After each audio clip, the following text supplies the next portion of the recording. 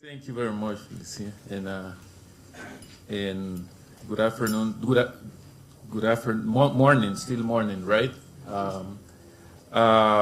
This is the last session of our panel of this event, and I hope that everyone is as excited as I am with the topic that the organizers have left for the end of the session.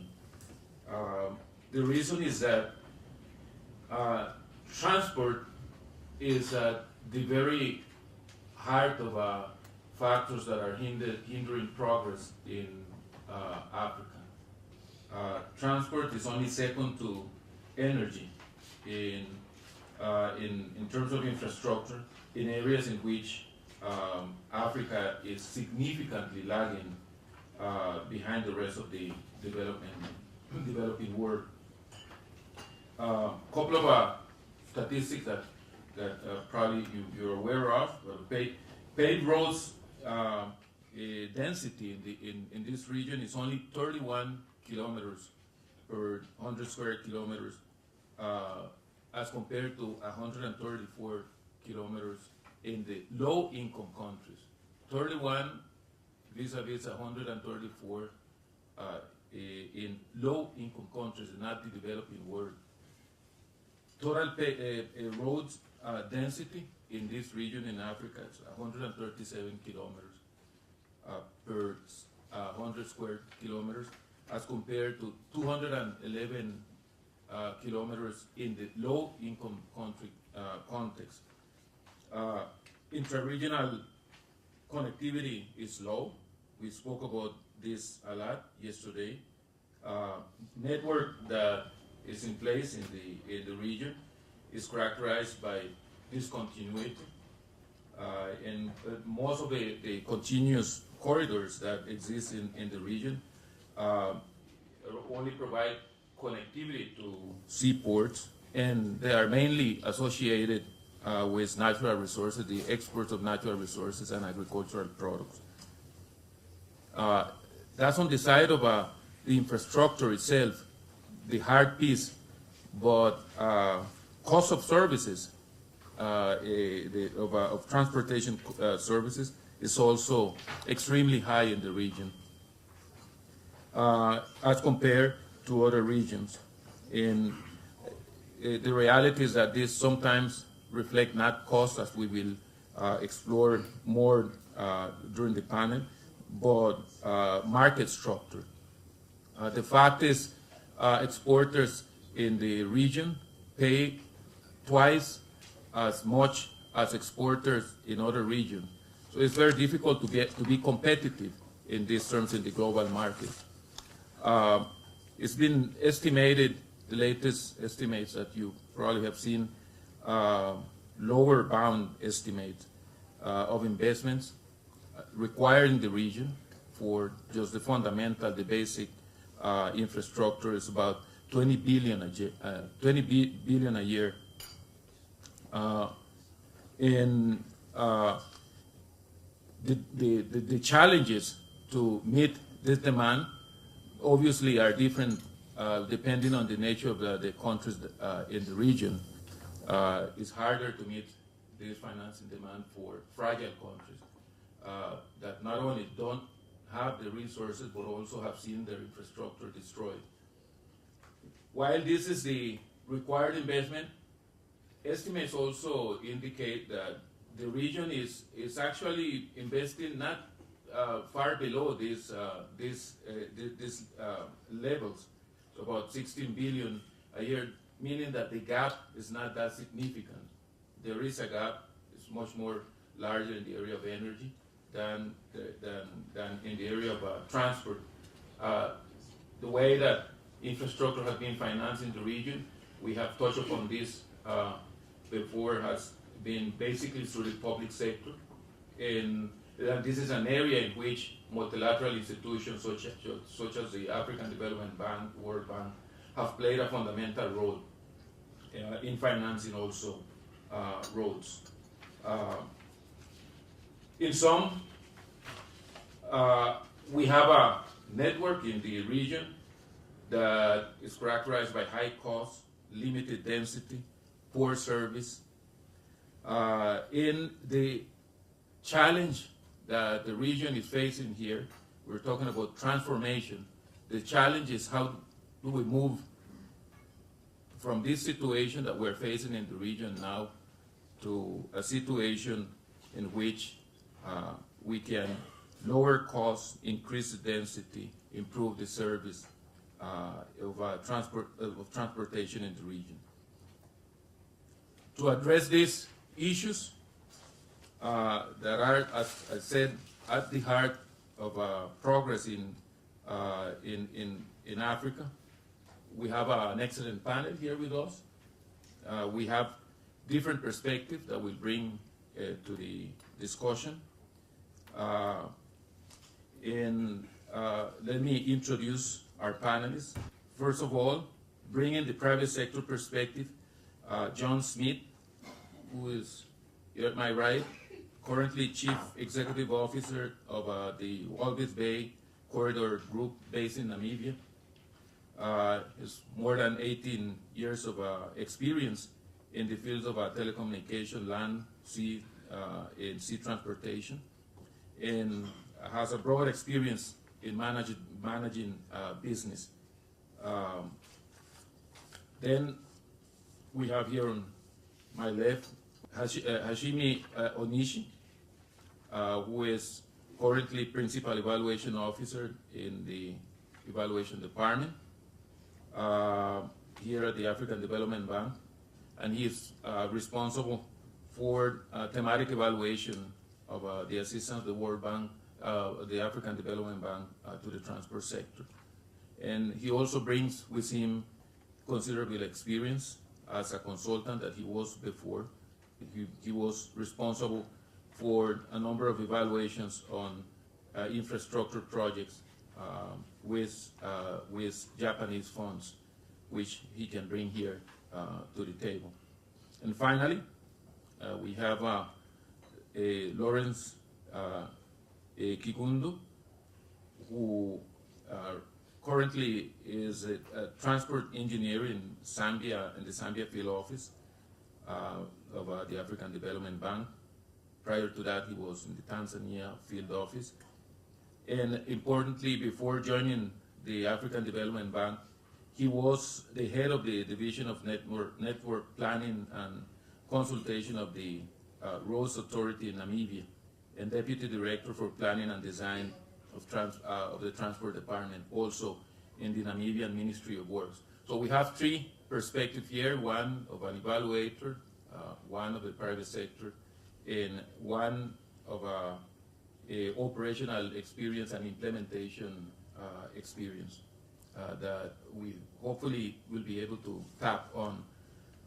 The plan is that we move in unpacking the issues in three areas. First, as Hosanna was saying this morning, trying to understand where we are. That's what we're going to do first. Where we are, why are we here? Why this situation? What are the, as he was saying early on, what are the drivers of the situation in which we are currently? Second, we will explore solutions. And solutions that we have implemented in the past, A and B. We will explore what has worked, what has not worked.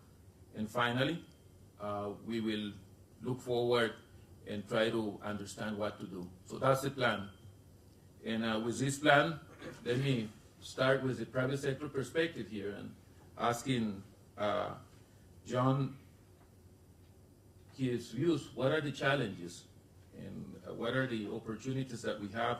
Why are we here in this situation that we just described in terms of infrastructure development and services in the area of transport? John. Yeah, I've heard, once again, I want to focus on solutions, and I've heard one of the participants was saying that I will only take my car for service when it breaks down. So are we doing planning? Are we doing long-term planning? We we are 23 years independent now. We've done our first transport master plan in 1995, and we have just completed our second transport master plan for the next 30 years. The first one focused on infrastructure development and institutional arrangements. The second one will focus mostly on how to optimize on more opportunities. And that's also where one of the participants also, in my sense, referred to, are we proactive or are we reactive in terms of our development? And I think we need to move more towards proactiveness. I think there was also a question to the AdB to focus in helping countries, governments, to do exactly that. But I think it's also the issue that was touched upon, the issue of capacity building. And one of the things that we've also done in our PPP arrangement is that we developed a portfolio about 5-6 years ago, where we said, when we focus on this corridor development, let's first understand what are the main or major projects in terms of port, in terms of rail and road that we need to focus on to get out there. And then what we did, I think it was a total of about 20 projects at that time. We went through the whole process, first creating awareness out there for these projects, finding money for the feasibility of those projects, and then eventually providing that linkage to the funders. This is unfortunately, I think, the situation that we are in, but the question is, when you point a finger, how many fingers are pointing back to you? And that's the approach that we have to adopt, that approach, that we also have to look from our side. Let's take, for instance, this grouping that we are in now. If we are done here, as from tomorrow, what improvement will I make to ensure that we achieve some of the objectives of this workshop? Or is it just going to continue the way it has been all the time? And even if we have the belief that even if we can move one more container, it's more than zero. I think the last question that I just want to touch upon, very interesting, the Kenya, the investment that Kenya has to do, and why is there no responsibility on the others? It's about the benefit. You are getting benefit from the others, and vice. Of course, they are also getting benefits, but you must take the advantage of those benefits, and you must take the risk. You can't expect them to take the risk. That is how it has to develop. Then my very last comment is the issue of the toll roads. I don't have a complete answer for it, but we have, for instance, one of our routes, the route to Zambia and DRC. When we started off in 2004, 2005, we had 2 to 3 trucks per month on that route. Now it's more than 50 per day, at least 50 per day. And the volumes has grown now to the extent in Namibia that we can start thinking about toll roads. Government has made a commitment already that they will start develop some of the short haul routes into dual carriage lanes. So yeah, it's about, are you planning? Are you looking at the long term? Are you waiting for somebody to do it for you, or are you taking care of your own future? Mm-hmm. Mm-hmm. Thank you. Let me come to you. You're starting to evaluate the work of the bank, right, in these areas, right? And so, are there any things that you can share with us of what we know that has worked and has not worked? Firstly, let me talk about the one of the most biggest challenges in the transport sector in Africa. Of course, there are so many challenges, but I think today I would like to highlight the issue of high transport prices, which I think is one of the most crucial impediments and burning issues for the transport sector in Africa. If you look at the overall cost structure of the private firm in the developing countries, in most of the African countries, the indirect cost, which includes the transport cost or the transport-related payments to the freight forwarders or the truckers, accounted for 10 to 20% of total costs for the private firm, which is much, much higher than in other parts of the world. And for some landlocked countries, this share will be up to the 30%, according to some sources. So we have another salient data regarding this topic. There is the data about the average transport price per tonnage per kilometer. This price in Africa is again much higher than, for example, in South America or the South Asia. And for example, the price along the Douala-N'Djamena corridor, which connects Cameroon to Chad, is the 11 US dollar cents per tonnage kilometer, which is almost 3 times higher than that in Brazil or the South America, which is around 3 or 4 US dollar cents per tonnage kilometer.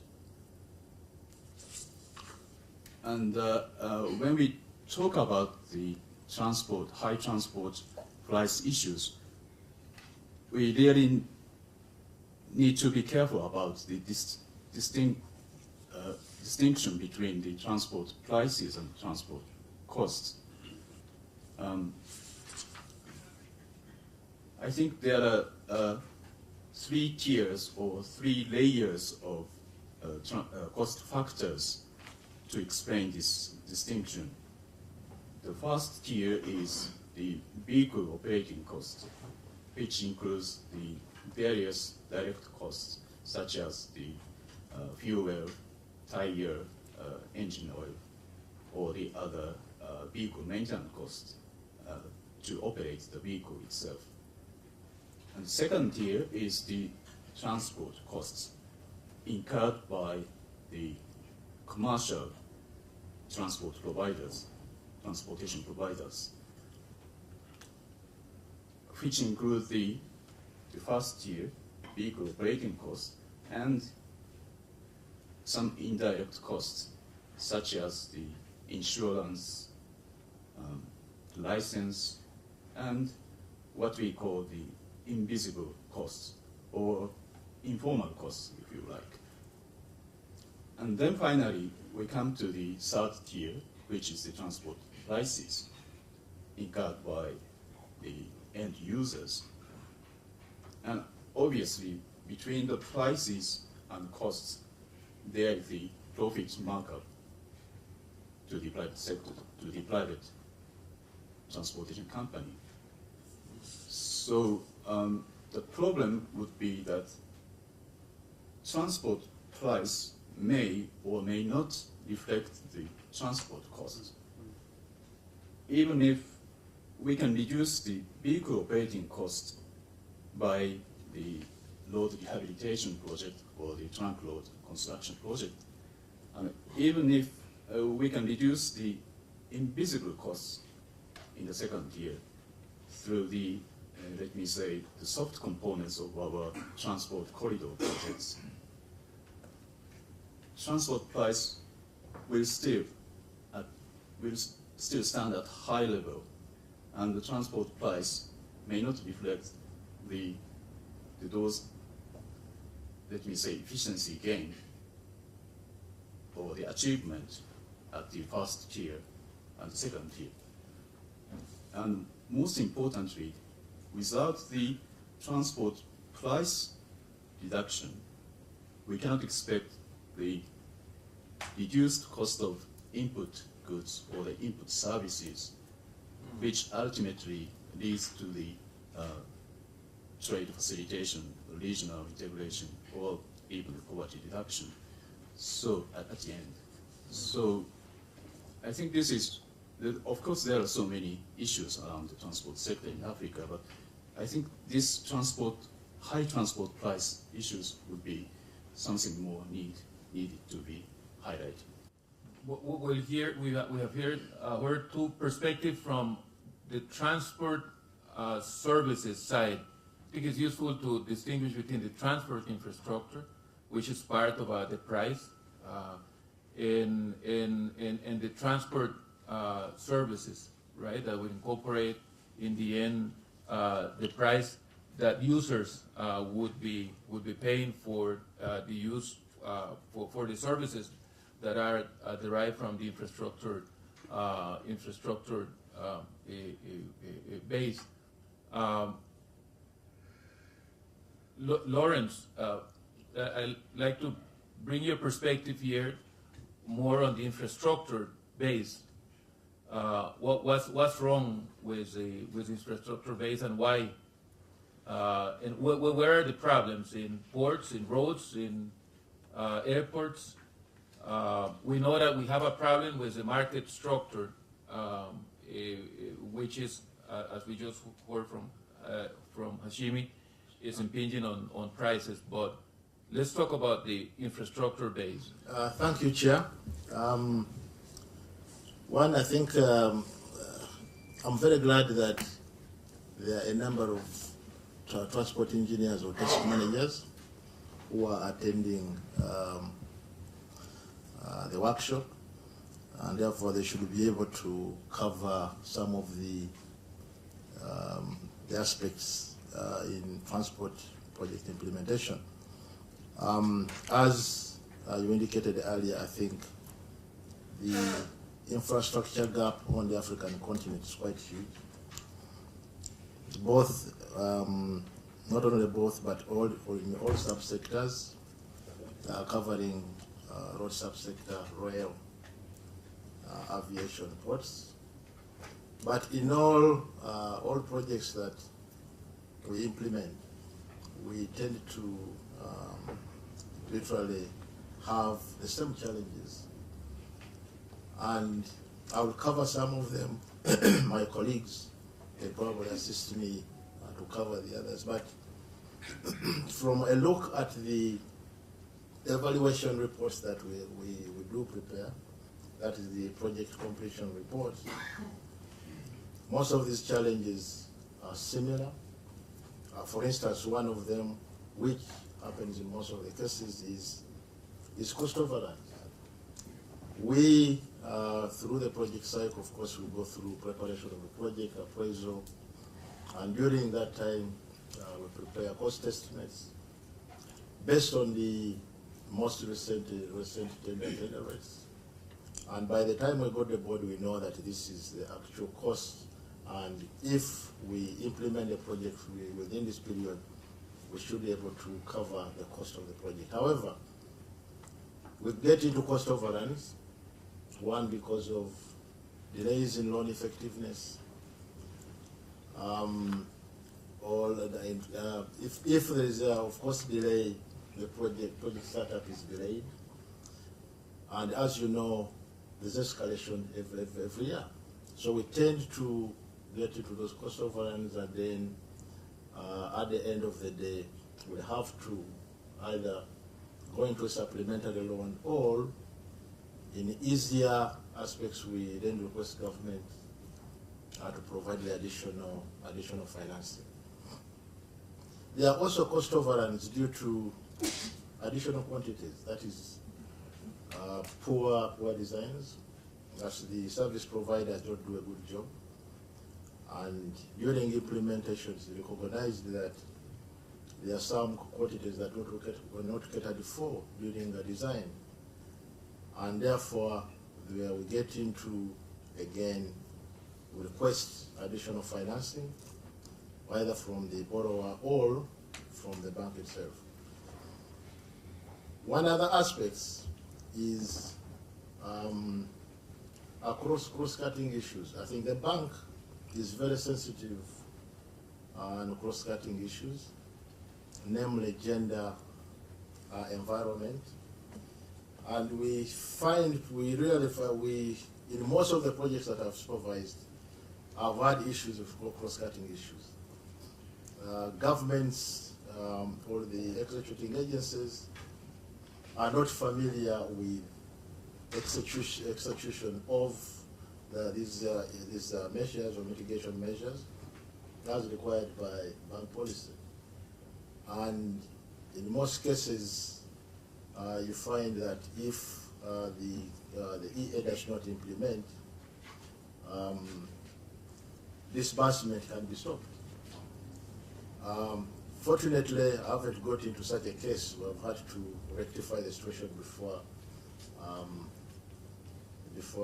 disbursement is stopped. The third one is delay in compensation and resettlement, and that's the third one that is, I think, applies to most of the projects. In most of our projects, especially where we have new development, we tend to, the alignments tend to go through communities. These communities have to be resettled, they have to be compensated. And in urban areas, this becomes a little bit complicated, it's quite expensive. And in most cases, even the people to be compensated can challenge one, evaluation and so on. I've had a case in Tanzania where there's been a challenge and the bank has had to go and, first of all, have discussions with the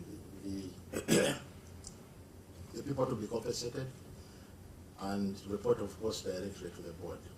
But luckily that has been sorted out, and the project is now under procurement, and we expect to award the contracts probably in the next few months. One of the other aspects that is a challenge to project implementation is lack of knowledge of bank rules and procedures. The provision of financing to the borrowers or to the countries or RMCs, there's a provision that procurement will be according to bank rules. And you find that most of these executing agencies that haven't had an experience with bank financing don't know the rules, and therefore there has to be to and fro communication to ensure that the rules are complied with. This, of course, also delays project implementation, and of course results into the same problems of cost escalation. There is also rising cost per kilometer. Most of the, I think, trust managers around here will agree with me that the cost per kilometer over the last 10 years has probably risen by about 50%, and this is because of oil prices. In the cases of landlocked countries, that is, of course, completely different because there is a cost of mobilization of equipment from the sea up to a site, and that, of course, implies additional costs. So, in short, those are the challenges that I've talked about, but there are additional challenges. I remember that yesterday, when we introduced ourselves, there was a long list of engineers here that obviously have been working in this area, and I'm sure that you have a lot to contribute to this discussion. And I'd like to open the floor now to refer to this first part about the conversation. We're trying to understand the nature of the issue that we have here. Why are we in this situation of a very low density of a transport network? Why do we have this very high cost? What are the challenges that the region is facing? Why we haven't been able to move forward? Trying to understand first the nature of the animal, and then we will talk about the work of the bank itself. So let me open the floor to hear your observation. Yes, please. I think the indicators that you reflected show the challenges with regards to the need for more investment in transport infrastructure. And my appeal to the bank in this area is really to explore the scope for more public-private partnership in transport projects. And this is for the simple reason that I think in one of the presentations yesterday, I think there was an acknowledgement that both at the World Bank and the AfDB levels, the resources that are available clearly are inadequate to deal with the infrastructural deficit on the continent.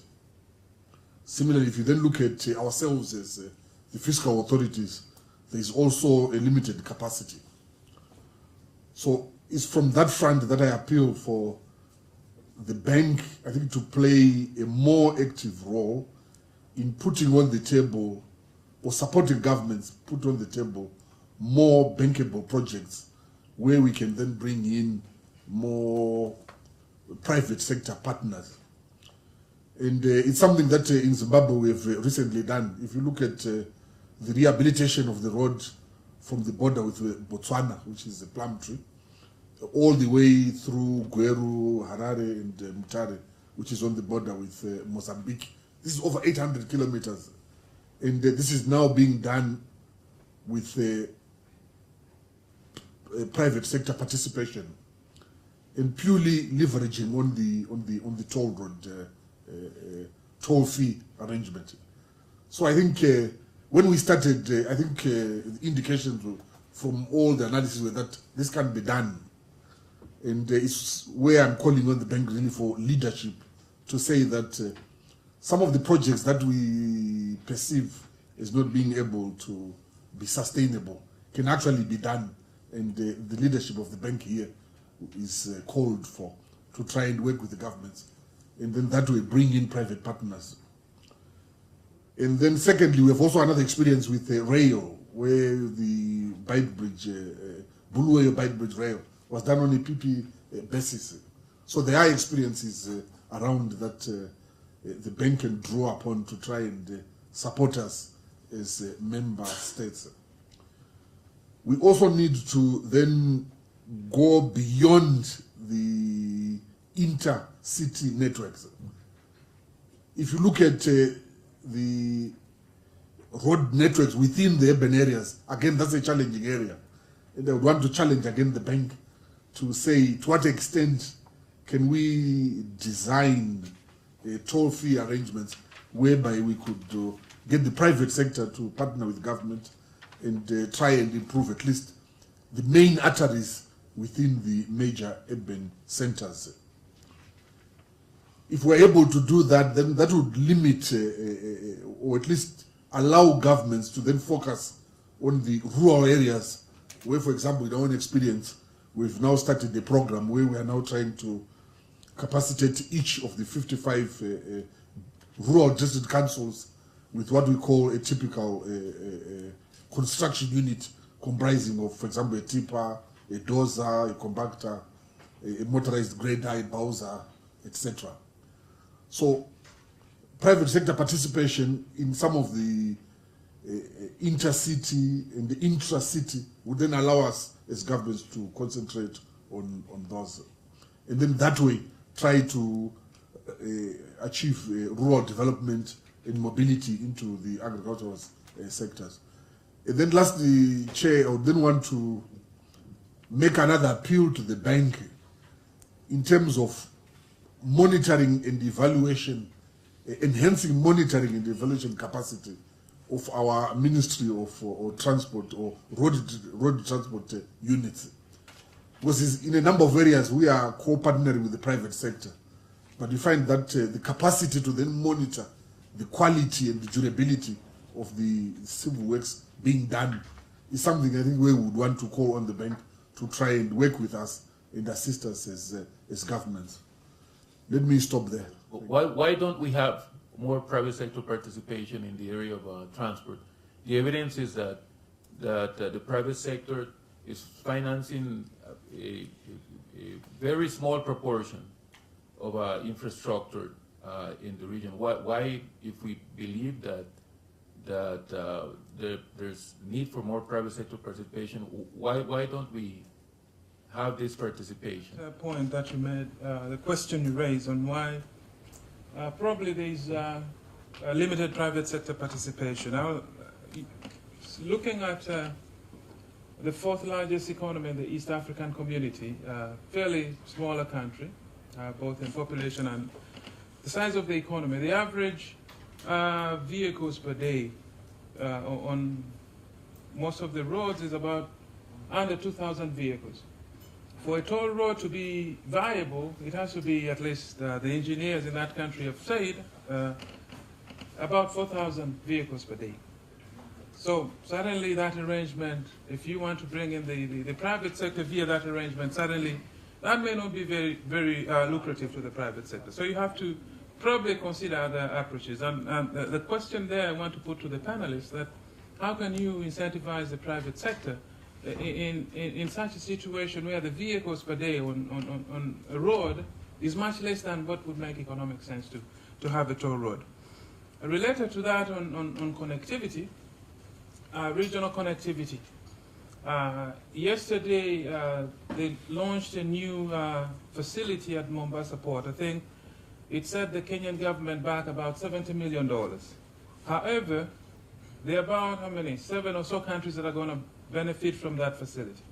But the cost is only going to the Kenyan government. Will the Kenyan government have an incentive to continue making similar improvements? They're bearing the cost, but the benefits accrue to several other countries. So how can we, as DFIs, ensure that, of course, this facility that benefits all other countries, at least either development partners, other countries also contribute to these investments. Second point I wanted to make is on inclusive transport sector development. How can we build local content into transport sector developments? I was in one country, for obvious reasons, I won't name the country. They got some support from one of the partners and from Asia, but even the truck drivers, even the operators of the earth-moving equipment are from that country. Is it possible or plausible that the nationals of that country at least cannot drive the trucks? Okay, so that's the second point I wanted to make. Of course, national regulations in terms of labor, HSCTC have a role to play, but probably an area that partners, including DFIs, may need to think about. Last point I wanted to make is on the value for money. You made a point about having low densities in various transport infrastructure, particularly the road infrastructure. But one of the challenges is value for money, because you find that financial governance, of course, is a factor, procurement is a factor. You find that the road life in one country, I won't say most, but in one country that I've been familiar with, is about 5 years. So you find that every 5 years the asphalt has to be replaced, because probably all the layers were not laid on the road. So you can never make progress, cover the road density that probably you've targeted in your national development plan, if you're not ensuring that your investment is, you're getting value for money from your investment. Thanks. Thank you, Chair. I would like to bring on the table one issue which has not been mentioned. And if I borrow a metaphor from demographers, I may call it life expectancy of a road. The time you start using a road, and the time it is, you start maintaining it or repairing it. Sometimes the roads are destroyed. I have been involved in evaluating some infrastructure project, including road, and we found that in East Africa, in 2 countries, there was a financing gap in maintaining road, which was 40%, of required amount to maintain appropriate road. And this 40% was found also in some PCLs in West Africa. So this is, I remember in a meeting chaired by Rakesh before we arrived here, it was one of the concern to staff who is involved in evaluating transport brought on the table. So there is apart from these problems of